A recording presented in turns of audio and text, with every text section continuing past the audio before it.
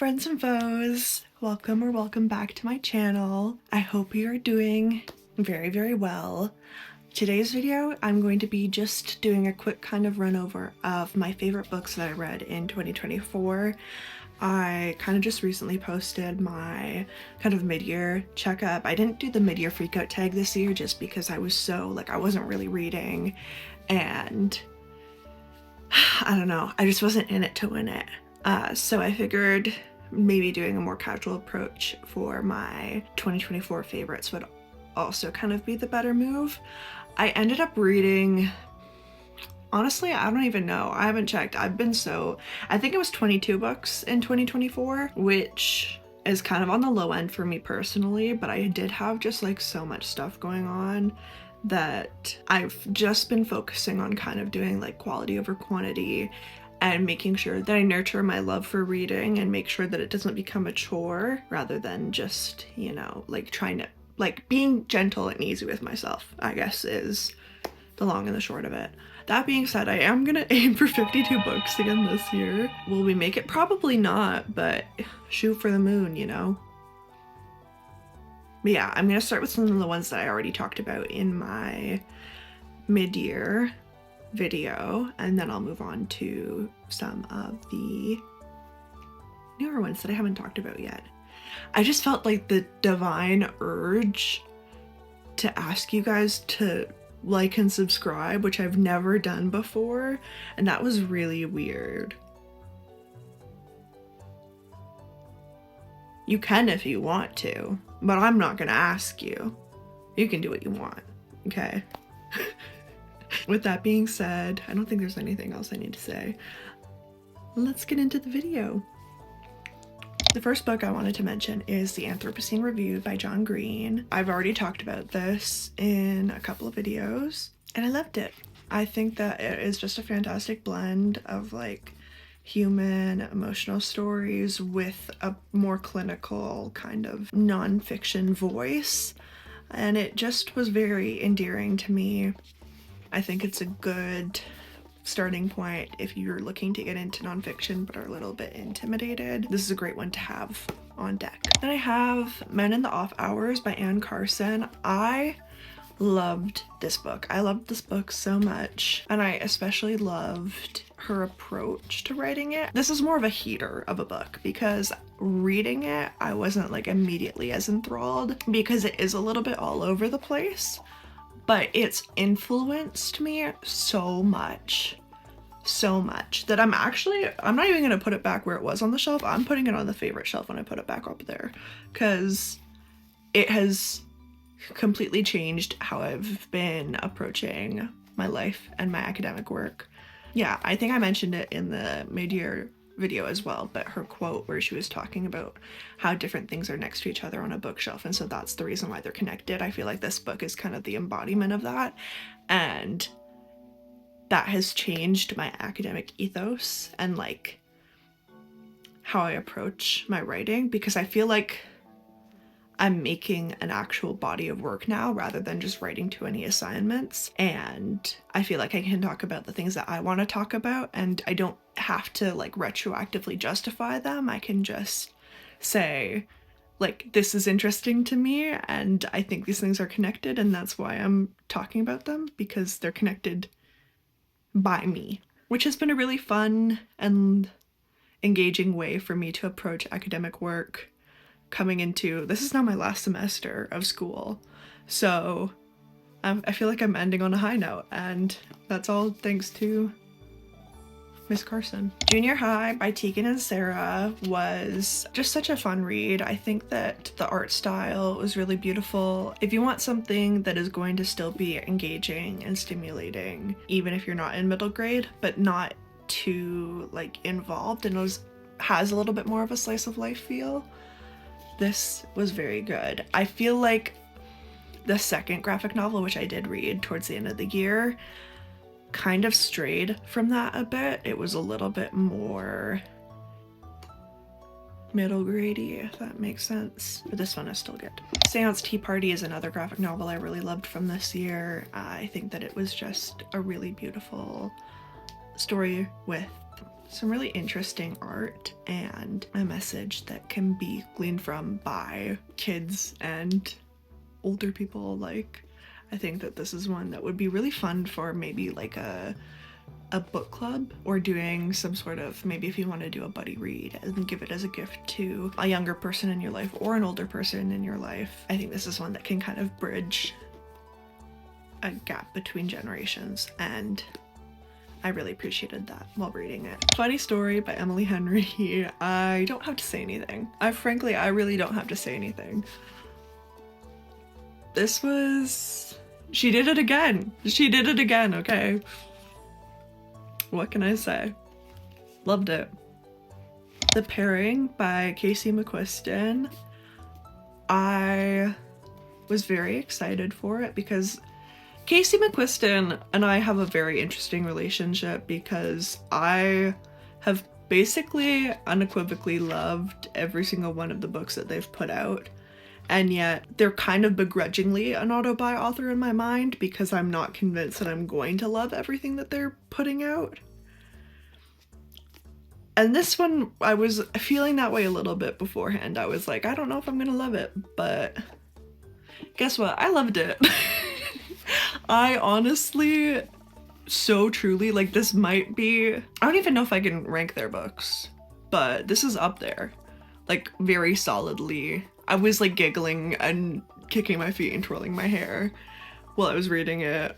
I was like reading it on my lunch breaks, reading it like so ravenously. I think this was a perfect blend of what I typically enjoy from a romance novel and like the fun, carefree nature that a lot of romance novels have that I don't find a ton of access points to. This was like my fun, silly, slutty summertime slay. And I don't usually get that, so I really enjoyed it. I have Life Form by Jenny Slate. I was so excited for this book to come out because I loved Little Weirds, and I did also really love this one. There's a lot of really interesting and poignant stuff going on in it, and I liked how it was kind of divided up between different phases of life, because she's since, you know, gotten into a long-term relationship and got pregnant and gave birth, and so there's like it's kind of divided up into those kinds of sections. Still had her very witty and distinct voice. I think that something about it was a little bit less relatable and like through the heart as Little Weirds. And it's probably just because I can't relate to some of the different milestones that she was talking about. But it gives me hope that absolute freaks can find love, and that like I don't know, like Little Weirds felt like such a peer into my brain. Sometimes I think that kind of vulnerability is like scary and too much to deal with, and I don't know, this feels like a testament to weird girls on top, and I don't know, I feel like I really needed that. Yeah, if you really liked Little Weirds, I definitely recommend picking it up. If you didn't like it, I don't think that you're gonna get anything different or new out of this one. And if you haven't touched any Jenny Slate and you are curious, I'd still probably go with Little Weirds first. But this one's another nice little treat. And I read There Was Nothing You Could Do, Bruce Springsteen's Born in the USA and the End of the Heartland by Heartland, I don't know why I said that so weird, by Stephen Hayden, which is kind of an essay collection all about Bruce Springsteen, obviously. I don't think I've ever talked about this on YouTube.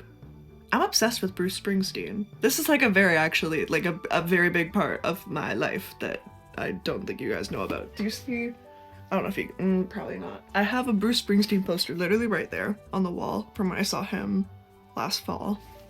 And this is my Springsteen CD collection. If you are curious, Darkness on the Edge of Town is my favorite Springsteen album. For school and for my kind of like academic work in the past little while, I have been writing a lot about Bruce Springsteen and kind of like interdisciplinary aspects of his career and aesthetics. And so I was really excited to see that this book was coming out because I thought that it would be a really interesting read, and it was. I really appreciated that even though I didn't always agree with the arguments that Stephen Hayden was making, or I didn't necessarily see why he was making them, I still thought that I could take stuff from it. And also I feel like he's really embodying that whole like Anne Carson mentality as well, because like he has like the first essay, which is probably one of my least favorites, to be honest, just because I personally didn't care as much.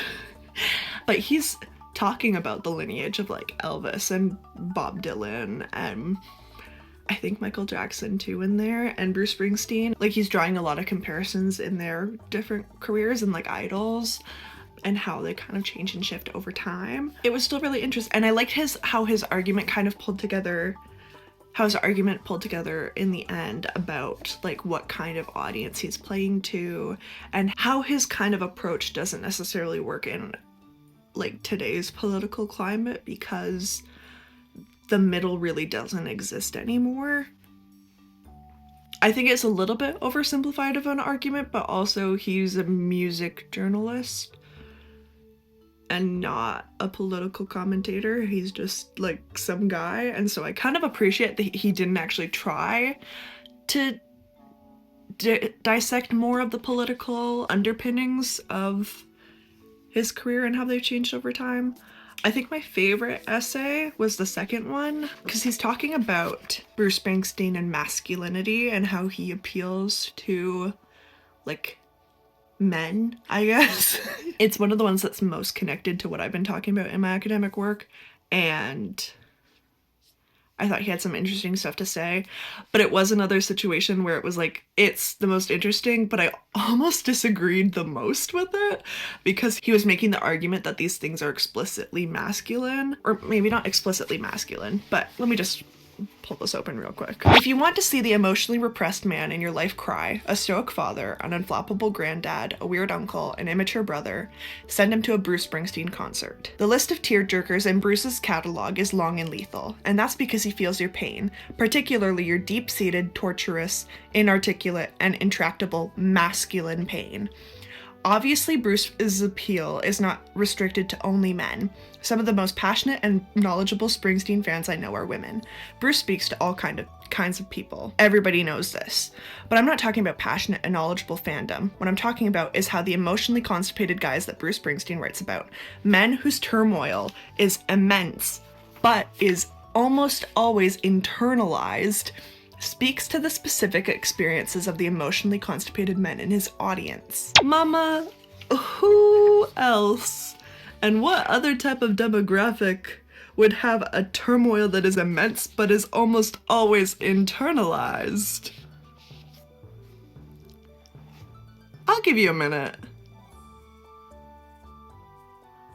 He's making the argument that he appeals to everybody, but there's something about it that specifically speaks to this demographic. I don't disagree, but the way that he argues his point kind of annoys me because he makes it sound like it's something that is, like, he describes it and then says that it's only really applicable to that demographic, when it's something that I think is more, like, subjective than that. He's arguing that that kind of turmoil is inherently masculine, which is inherently male, when I think it's more of an interpretation of what that turmoil expresses and who can relate to it, and I think he should be pulling it in a different direction. I don't even know if I'm making sense right now. I know what the argument I'm trying to make is, but I'm tired. He's speaking very definitively about it, and I think that the way he's speaking definitively is cutting off a couple of different interpretations that are valid and are explored in other people's works. And so I wish that he maybe kept a more curious approach and voice in his essays sometimes, but they're still good. And I really enjoyed it, and honestly, I was gonna enjoy it even if I disagreed with him. So yeah, but that being said, he does make some interesting points and pulls the evidence together in, I think, a really comprehensive way. And the last book I'm going to talk about is In the Dream House by Carmen Maria Machado, which I read for class and just absolutely loved. This should be required reading, frankly. I feel like everybody should read this book. I really, I had so much to say because, I don't know, it's just really well done. I don't have the time to get into it, but if you like books that use second person narration as a literary device, I think this is one that you definitely need to check out, because I think this is a fantastic example of how it can situate the reader and the narrator and the main character in the same literary perspective and kind of create a site for empathy and open the doorway for the reader to really kind of feel and experience the events of the story, which for a memoir is a really interesting and fantastic choice. It was perfect, very well executed, and I think very important, especially when it comes to talking about abuse in relationships, especially the kinds of abuse that are more insidious in queer relationships and lesbian relationships, where it's not really talked about and swept under the rug. So yeah, fantastic book. I know I was late to the game with picking it up, but I'm so glad I did. And that's that. I hope you enjoyed this video. I hope you have a great rest of your week, rest of your day, rest of your night, and I'll see you in the next video.